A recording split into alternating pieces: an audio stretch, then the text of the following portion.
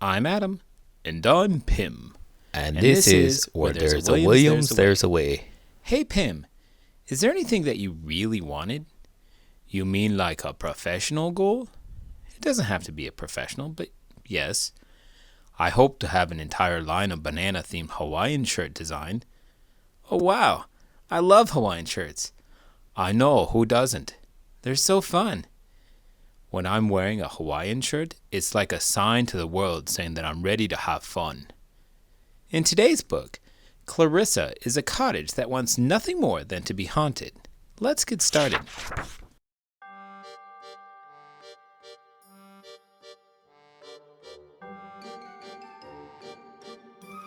She Wanted to Be Haunted by Marcus Ewert, illustrated by Susie Ghahremani. Clarissa was a cottage, adorable and pink. Her paint was bright and sparkling. Her windows seemed to wink. Daisies grew around her, squirrels scampered on her lawn. Life was just delightful, and it made Clarissa yawn. See, her father was a castle looming on a crag, whipped by winds and cloaked in clouds, lit just by lightning jag. Vampires dwelt within him, waltzing silently in halls. Bats above, cold crypts below, and red stains on the walls. Her mother, on the other hand, was a witch's hut. Snakes dangled from her rafters, her pots held who knows what. Rats and frogs and spells and smells, an old skull on a shelf. More creepy than the witch within was the hut herself. But Clarissa had a doorbell and a welcome mat. Wind chimes tingle-jingled. You can't get less cool than that. And unlike both her parents, Clarissa wasn't host to anybody scary, not even one ghost. I'm lonely.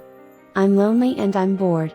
I'm just so ordinary, no wonder I'm ignored. If only I were haunted, I'd never be alone. But look at me, I'm cheerful. I've got to change my tone, I've got to look less friendly. I've got to look less fun. I'm sick of all this daylight. I've got to block the sun. I'm already spooked by this book. Because Clarissa wants to be less cheery and get away from the sun? No, I never knew that houses can have kids. What if my house decides to leave one day? Because they want to visit their parents? Or their kids? Or to move to someplace different because they want to have vampires living inside it? Have you ever talked to your house? No, I had no idea that this was a thing that people even did. I don't know if it is. I've never heard of my house talk at all, but maybe it's just because I don't have a mortgage. What if my house is worried that it is too cute like this cottage? Maybe you should start by trying to talk to your house. Maybe none of your concerns should be too bad if your house isn't a magical living house in the first place. Yeah, that's a good point. She went to see her father to ask him for some clouds. I need a veil of gloom, Dad, and shadows that enshroud. Of course I'll give you clouds, dear, but may I add advice? It's okay to be yourself. There's nothing wrong with nice. Clarissa thought that was over, but left with clouds in tow.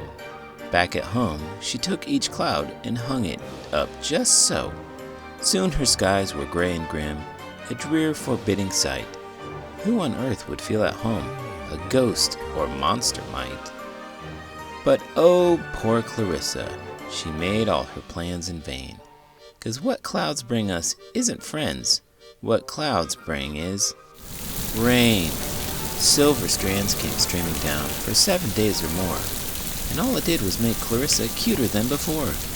Honeysuckles twined around, roses grew in bunches, birds swam in her bird bath, and then shared poolside brunches.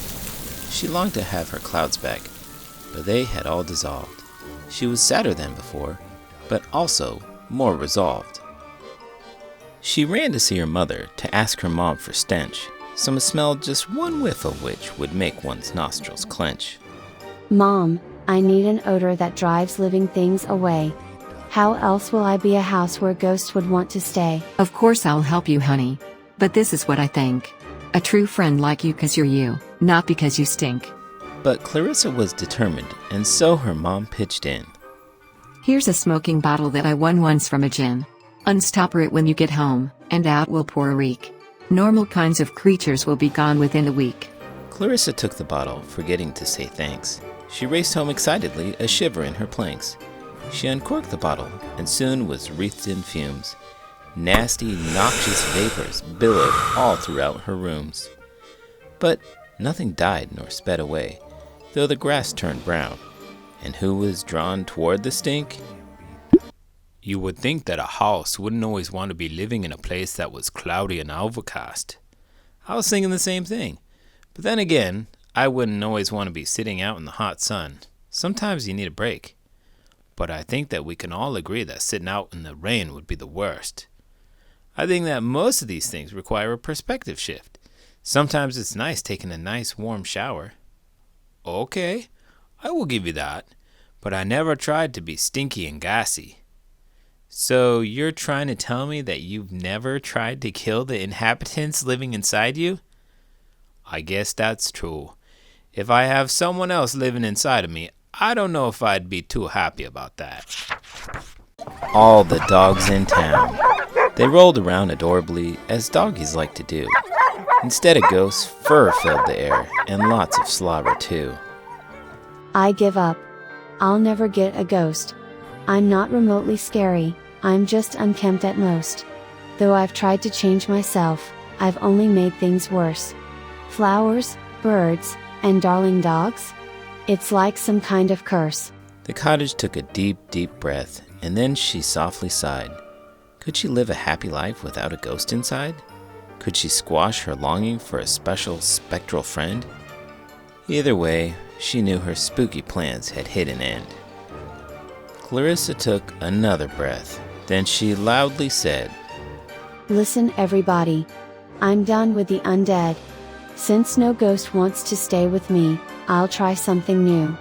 Pretty things can live here now, including all of you. Hooray, hooray, Clarissa! The gathered creatures cheered. But through that throng, from the back, a pathway slowly cleared. Down that path a pony paced with golden hooves and horn. All the sunlight shone upon a snow-white unicorn. I invited prettiness, Clarissa sadly thought, so I guess that's pretty much exactly what I got. But sometimes life has funny plans that we cannot predict.